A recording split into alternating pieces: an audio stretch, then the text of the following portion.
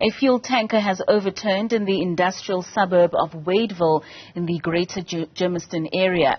The truck collapsed onto its side while apparently trying to turn at a traffic intersection. Newzroom Afrika's Tumaole Mohlaoli is there and joins us. Tumaole, good morning once again. You are at the scene. Can you just take us through some of what's happening there, and if anything that we learnt from the Boksburg explosion where people were on the scene witnessing? It seems as though there are a lot of people who are trying to get some of the petrol out of that tanker. Very, very disturbing scenes earlier on when indeed members of the public, just moments after the tanker behind me capsized, helped themselves to the fuel that was spewing out of the damaged tanker. Now, this certainly does send the message that many of the people who I suppose would have been aware of the disaster that happened not far from here when another fuel tanker exploded, claiming several lives, certainly haven't learned much of a lesson. This is something that emergency services also are very concerned about, but they were very quick to be on the scene and to get law and order back into the area. Law and order, I mean, to keep people away from this capsized tanker. I'm going to just move out of shot so that my colleague Ritumete Titinti can let you know or let you see exactly what's happened. You can see that officials are busy, with mop-up operations. You can see that there's soil where the fuel had spilled onto the ground. Officials were very quick to try and cover it up so that to prevent any possibility of it catching alight. But I'm told that with this particular fuel, it is very hard to catch alight. It's not as easily flammable as with that other petrol tanker that exploded not far from here. So that certainly gave officials a bit of time to react and to ensure that they doused it with the soil. And you can see that right now they're just trying to ensure that there are no more leakages and no more fuel can come from that particular tanker. Very worryingly, a few moments ago, another truck came hurtling down this particular area, and once it realized what was happening, or the driver realized what was happening, he hit a U-turn in the middle of the road going over the island, much to the dismay of the emergency officials as well as the Metro Police who are on site. I can tell you that where I'm standing right now is at the intersection of the Gema Road and Osborne Road, and both roads have been closed off with the interest of trying to secure the public and trying to secure the area while mop-up operations continue. Now let's bring in Mr. William Nkladi, who's the spokesperson for Ekurhuleni Disaster Management Services. Mr. Nkladi, please tell us from your investigations or from the initial information that you have, what actually transpired here? Thank you so much. Yeah, definitely we received a call around about 8 o'clock for a tanker that jackknifed. We responded from Wadeville fire station, which is quite a kilometer away from the incident itself. So apparently this guy was turning from Osborne into Dekema, destined to Alberton sometime, and he had about 30,000 liters of diesel. So in a 40,000 tank capacity trailer. So we had a lot of spillage that happened, and it flew down the Dekema Road. And we had a challenge in terms of the members of the public who came here on site trying to get some diesel for themselves from containers. We had to basically battle the issue of taking them away, pushing them away from the incident, remembering of what happened some couple of days in Boksburg. And we managed to do that, and also the law enforcement was called on site, and we managed to bring that under control. And fortunately enough, the driver of the truck, who was alone at the time, escaped with no injuries.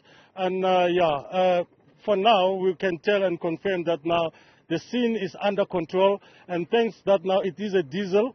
Diesel in terms of density and viscosity is quite much easy. It gave us a bit of time for us to be able to contain it. But yes, it still spells the dangers like each and every fuel, flammable fuel. So, but we are now, everything is under control. All right. And how much longer would the road be closed for? How much longer are you anticipating that the mop-up operation, so to speak, will take? Look, we had quite a lot of diesel that leaked through.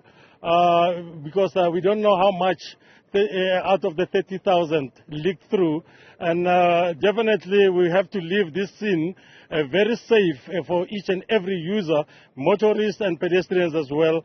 But we would like to plead with all the motorists and the pedestrians in and around Wadeville coming to use this intersection to please use alternative routes. It might take us a bit of time, but definitely we are on it. We'll try to bring everything to control. Mr. Ndladi, from your initial observations as someone working in the emergency sector, when a truck like this capsizes in this manner, would it speak to an issue of perhaps human error on the side of the driver? And we're seeing that with the recent issue that happened in Boksburg, questions are being raised about perhaps the experience of the driver. Is this a concern? Are you dealing with a lot of such incidents, not necessarily capsizing, but also minor incidents that involve experience, particularly on the driver's side? Look, one cannot say whether this is a human error or is a mechanical error. But, it seems there is what you call Murphy's Law. Once an incident of a truck happens, then they follow. We last had such incident some time back, but look, a couple of days after the explosion in Boksburg, then we've got the other one, not even 10 kilometers away from the actual one, or 20 kilometers away from the explosion in Boksburg. But we are ready as emergency services.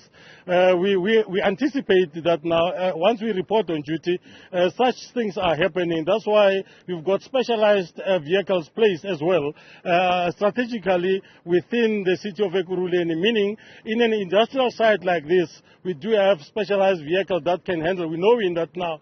We do have chemical trucks with fuel and other gases that are moving in and around Wadeville as an industrial area.